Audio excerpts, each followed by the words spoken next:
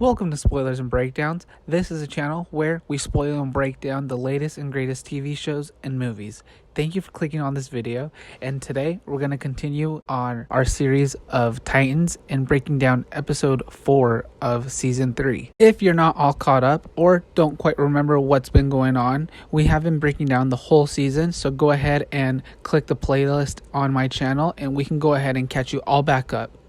We do have new videos coming soon, and we will be breaking down the 2020-2021 Champions League group and predicting who will make it out of the group stages and on to the round of 16. So if that's something you're interested in, go ahead and click that subscribe button. I also have news that could potentially spoil the rest of the season for you, but I'll hold that to the end of the video and give you a warning beforehand. With that being said, let's go ahead and break down Titans episode 4. Blackfire. Okay, so when we left off last week, Hank had just been killed by a bomb that Jason implanted in his chest.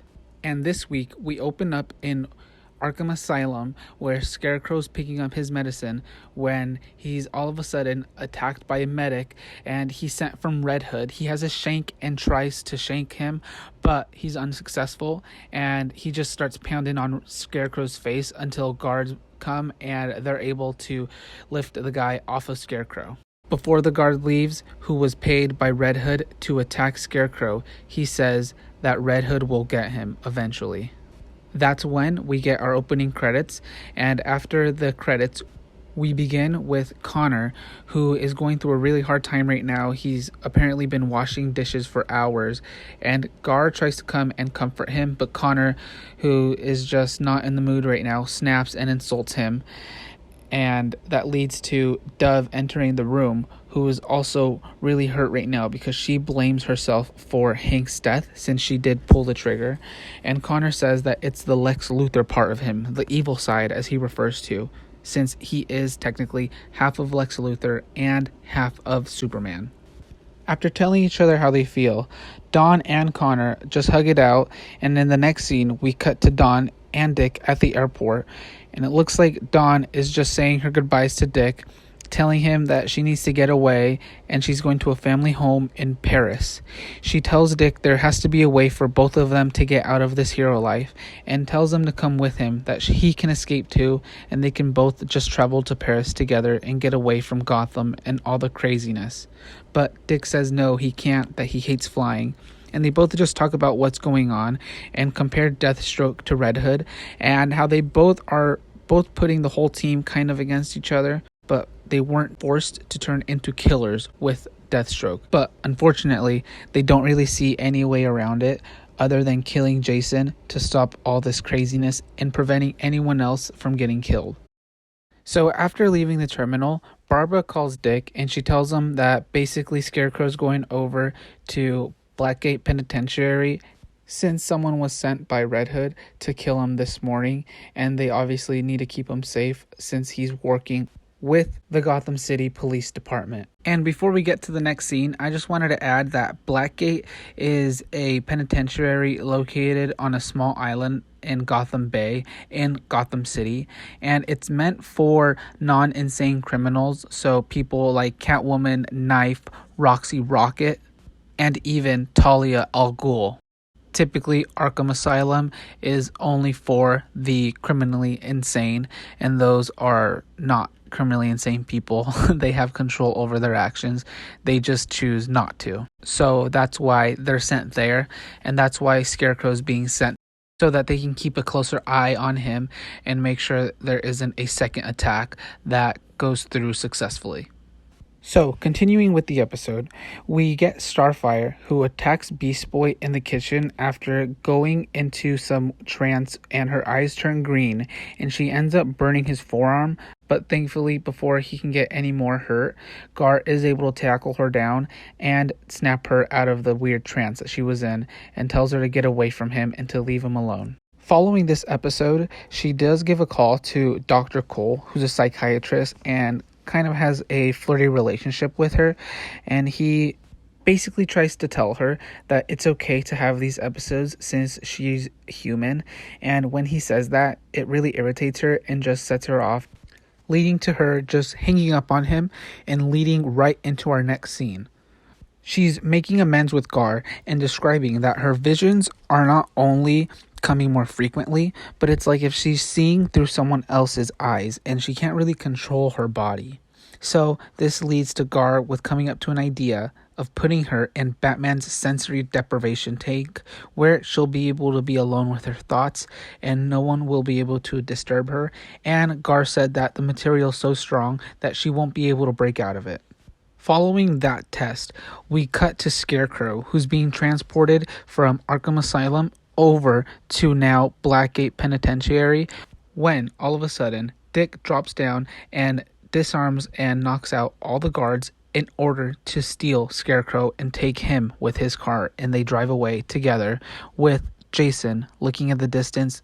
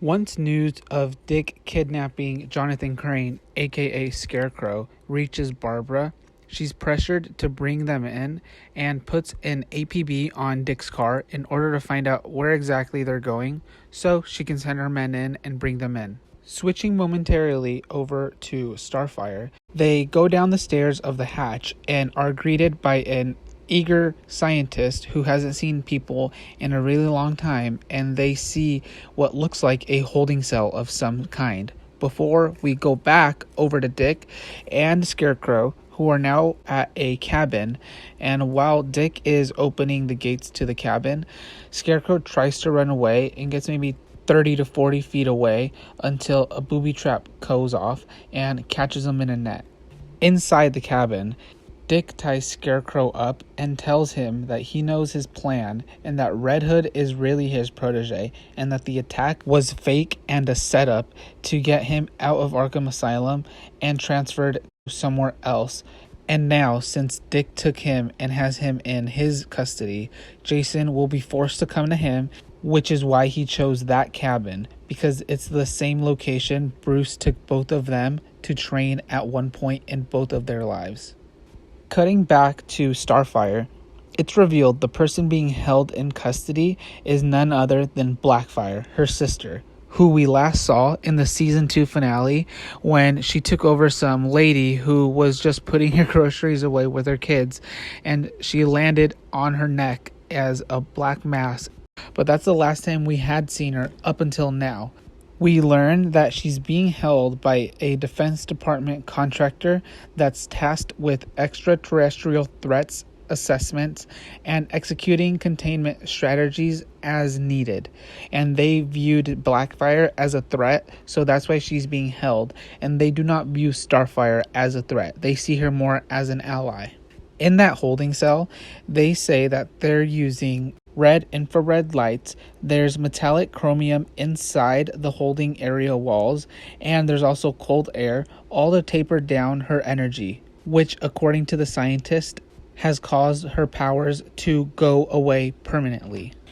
Once the two sisters talk for the first time, Blackfire blames Starfire for all the punishment when they were younger that she had to endure because she never stood up for her, and that's all she ever wanted is for Starfire to stand up for her and defend her, and says that she never did.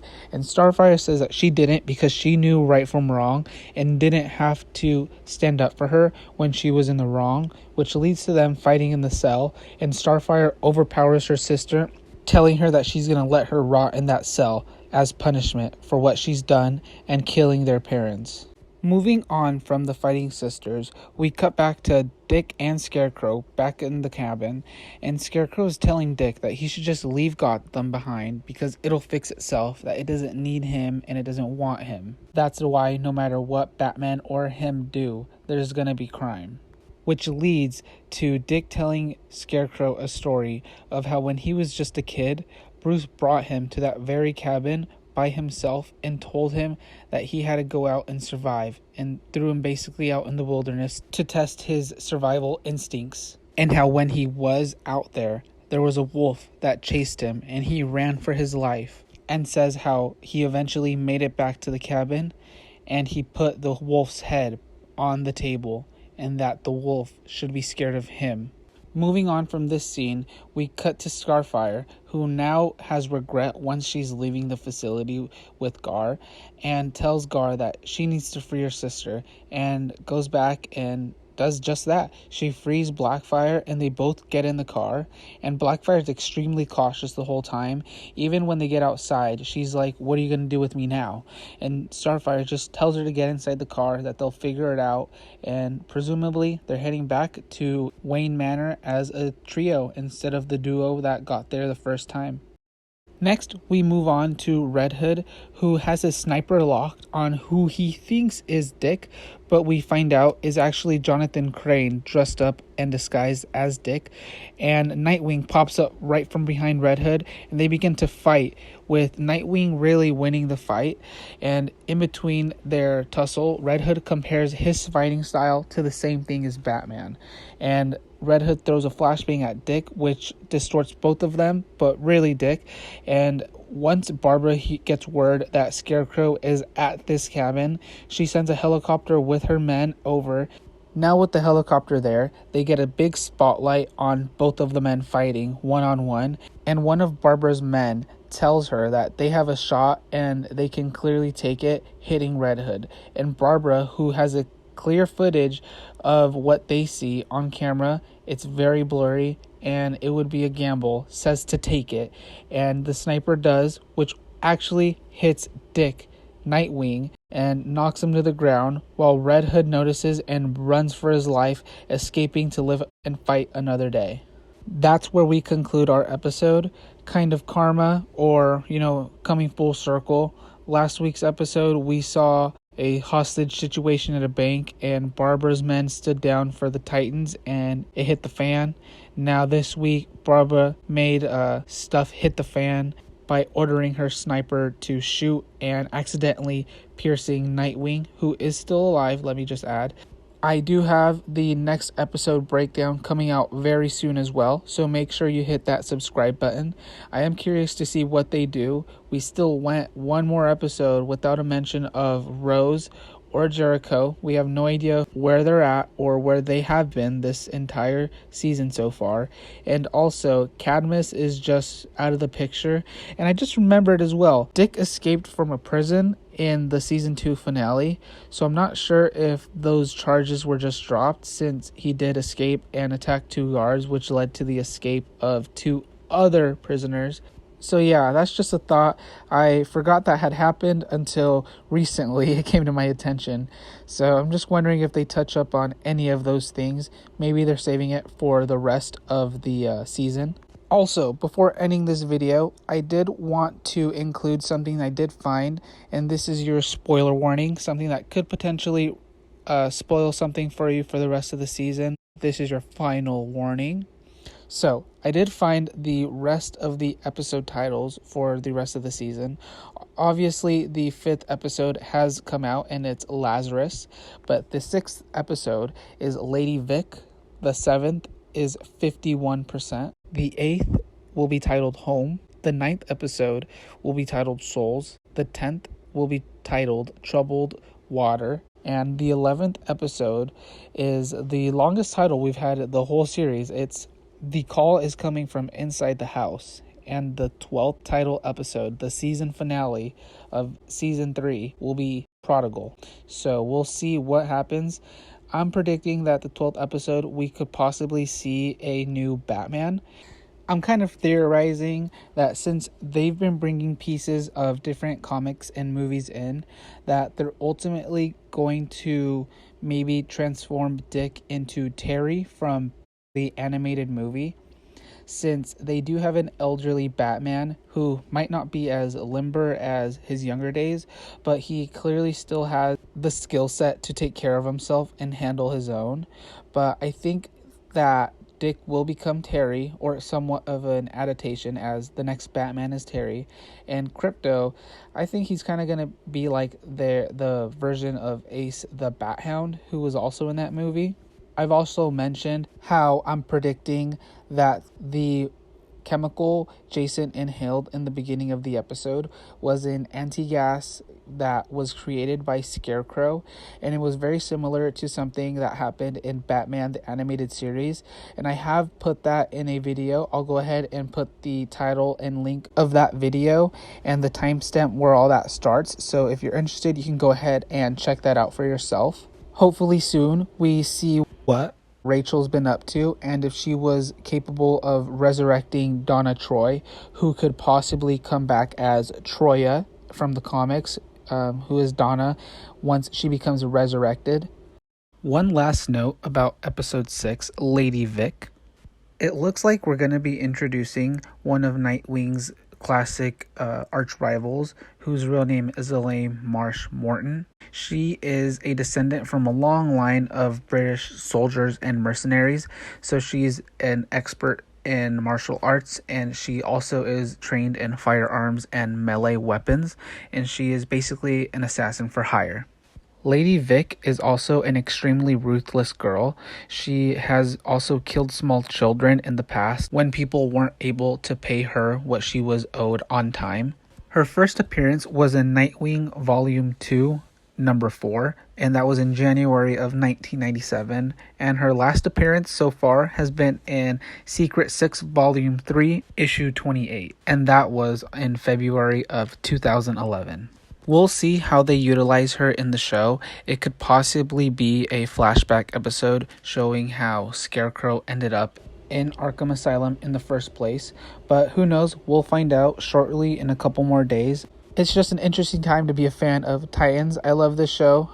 I hope they're able to fix a few of the mistakes and kind of plot holes that have been kind of ignored or just pushed to the side for now. Anyway, that's all I have for this episode, Blackfire. I will be dropping episode 5, Lazarus, very, very soon, so stay tuned for that. And let me know if you guys like the video. Leave a like and comment down below with your favorite part of this week's episode. I'll catch you guys in the next video. Have a great rest of your day. Take care.